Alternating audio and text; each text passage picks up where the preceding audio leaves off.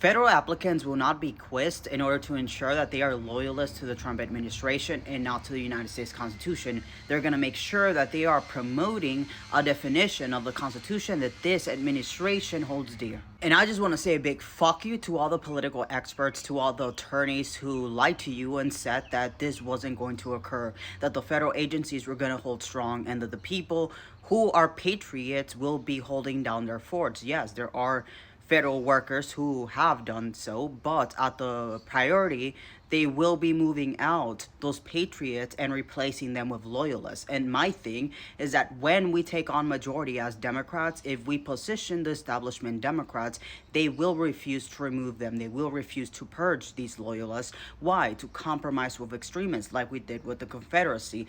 Chief Justice Solomon Chase said that if we made Amendment 14, Section 3 self-executing as it is positioned within the Constitution, so he judged against the Constitution, it would be unfair to the South because Confederates wouldn't run for office. This was us appeasing to extremism, saying let's agree to disagree, and Confederates, come on to the American identity. You didn't betray the country. We're going to allow for you to have political decision-making and government, and that fucked us over, right? Because now when someone actually commits an insurrection, that brought the question of, is it self-executing or isn't it?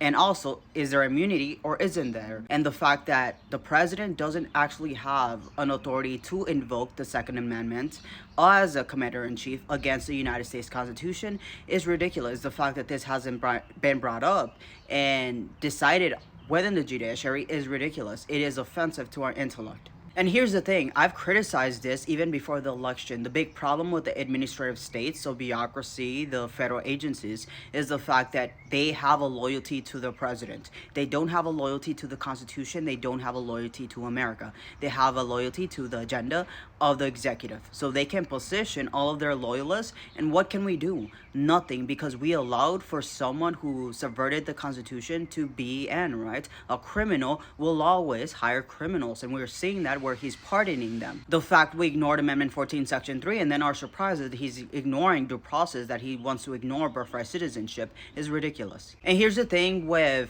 the experts in the United States is that they have not moved away from American exceptionalism, so they still think the Constitution will hold strong. They still think that the rule of law will hold strong. The rule of law has never ended a dictatorship. It has never ended fascism. In that reality, you are having blind faith in a system that historically has not worked to end it. Why? Because experts are saying, well, people are going to be hired and they're going to align to the constitutional legitimacy, right? But they're not, because the whole doctrine of the administrative state is to hold the president's agenda above anything else. Why do you think that the Department of Defense, the Department of State didn't find genocide or any international crimes in Gaza?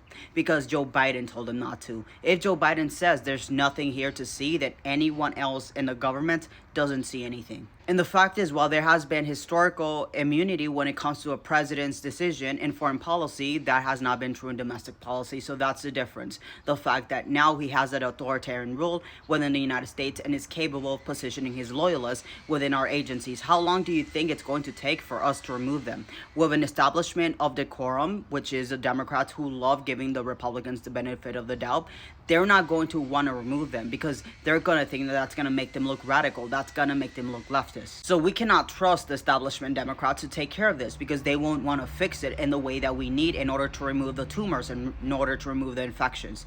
And 2026 and 2028, 2030, and 2025, this year, we cannot center name recognition when it comes to us voting. We have to center who isn't in the establishment, who isn't going to fuck us. We need people who are anti-status quo, because status quo experts have been telling you to not worry about this because, the bureaucrats are patriots, but in fact that ignores the fact that the federal agencies are under the executive and they don't have an oath to the Constitution. They have obligation to the president. And this means that their agenda is the federal agency's agenda. And if that agenda is against you, then they're going to push that, right? In that reality, I've been right. He's weaponizing the federal agencies in order to attack the constitutional republic, the constitutional order, and you. And I'm lucky to have finished a degree in Europe for a postgraduate in legal jurisprudence, because otherwise I would be like every other, expert here in the United States who has a false belief of blind faith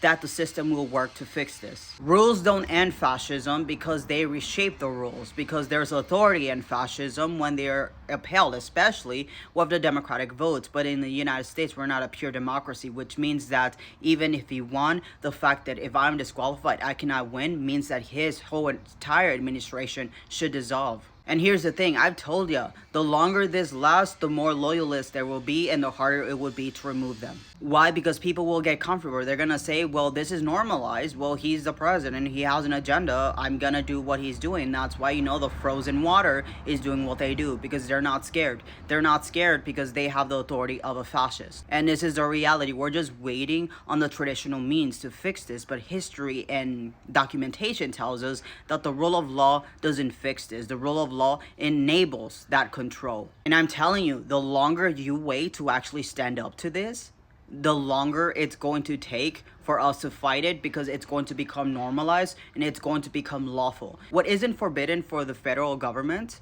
and given to the states, given to the people, can't technically belong to the federal government, right? And now reality, things that we would have thought were unconstitutional may not be. And here's the thing, even the courts are using delay in order to promote his interest, right? The fact that appeals court literally delayed the decision on repealing his tariffs tells us that what are they going to look for? Is his administration going to find evidence that there's other provisions within the Constitution that gives him that power? No.